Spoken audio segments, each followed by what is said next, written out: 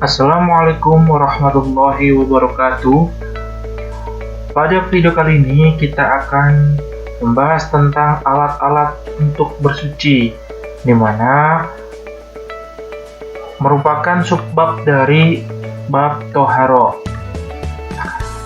Sebelum kita mulai, marilah kita berdoa supaya kita belajar fikih sesuai dengan ajaran agama Islam yang benar, dan jangan lupa nonton video ini sampai tuntas. Terus like dan tekan tombol subscribe untuk mengikuti video-video selanjutnya. Alat untuk bersuci terbagi menjadi 3. Yang pertama adalah air, yang kedua adalah batu, dan yang ketiga adalah debu.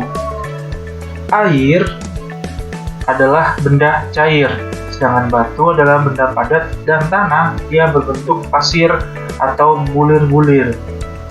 Yang lebih spesifik dibahas pada video kali ini adalah tentang air. Ada beraneka ragam macam-macam air. Yang pertama adalah air mutlak, yang kedua air mustakmal, yang ketiga air musammas, yang keempat adalah air mutanajis. Bedanya apa? Yang pertama, air mutlak.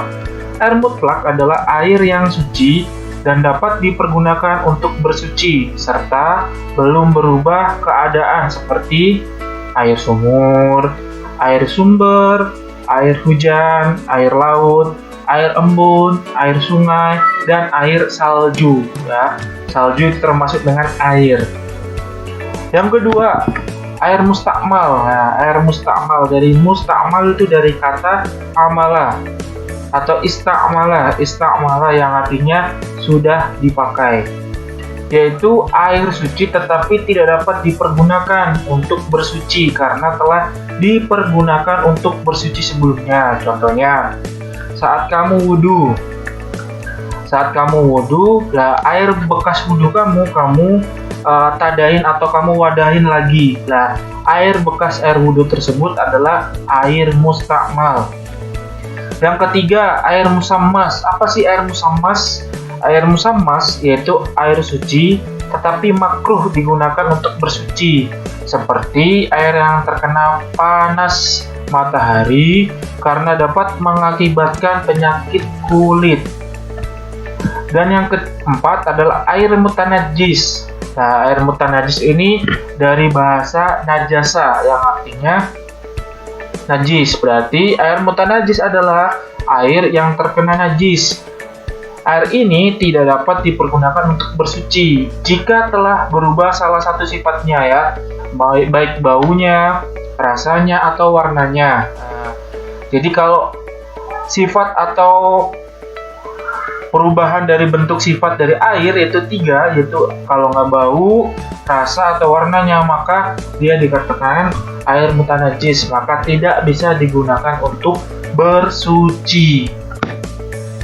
Sekarang kita bahas persatu. Yang pertama adalah air mutlak. Air mutlak atau air yang suci dan mensucikan.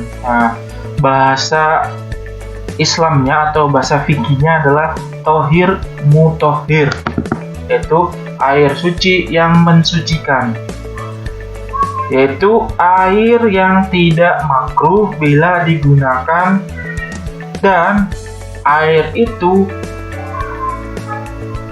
selain suci juga dapat digunakan untuk bersuci.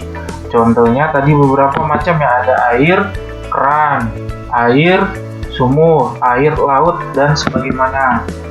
Ini ada beberapa macam air mutlak, yaitu ada 7. Yang pertama air langit. Air langit itu artinya air hujan. Terus yang kedua air laut. Air laut ini dapat digunakan untuk bersuci walaupun rasanya asin. Yang ketiga air bengawan atau danau.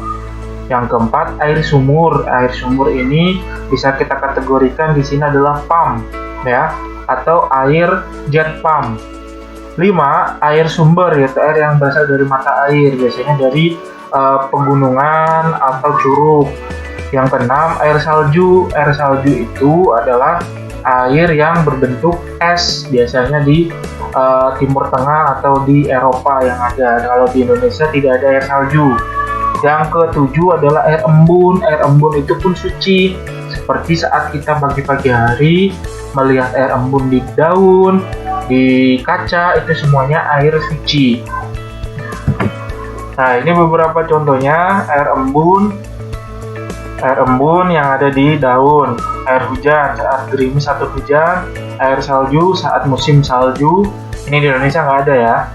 Terus air mata air ya, yang bisa digunakan langsung minum, misalnya air minum kemasan, itu kan berasal dari sumber mata air yang terpercaya.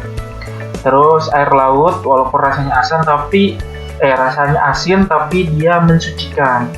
Air sungai dan air sumur lah. Kalau sumur ini kalau di beberapa kota mungkin tidak ditemukan, tapi bisa kita temukan di air keran, yaitu air yang mengalir. Yang kedua adalah air yang suci namun tidak mensucikan. Bahasa fikihnya adalah tohir goir mutahhir, yaitu air yang terkena panas matahari. Nah, berarti itu dijemur airnya, yaitu bahasa fikihnya musyammas. Dan air yang suci namun tidak mensucikan, yaitu air yang telah digunakan mustakmal, di mana air yang telah berubah karena sebab bara yang mencampuri air dari perkara yang suci. Contohnya gampang, air kopi. Air kopi itu kan air dicampur dengan kopi. Dua-duanya adalah benda suci, tapi karena mencampur maka tidak bisa digunakan untuk bersuci.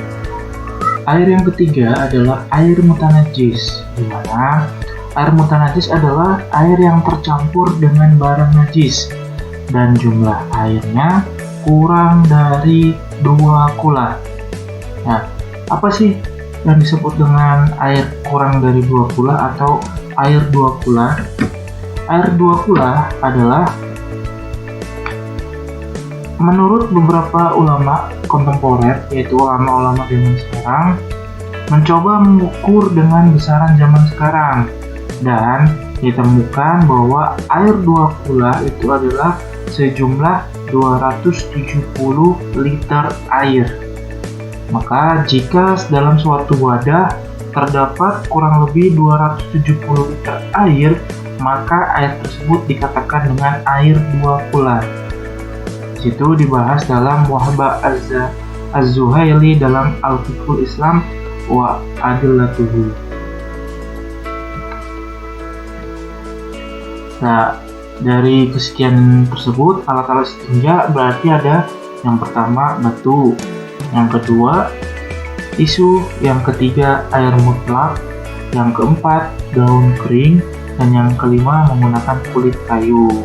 Itu adalah beberapa alat istinja atau alat untuk membersihkan kotoran.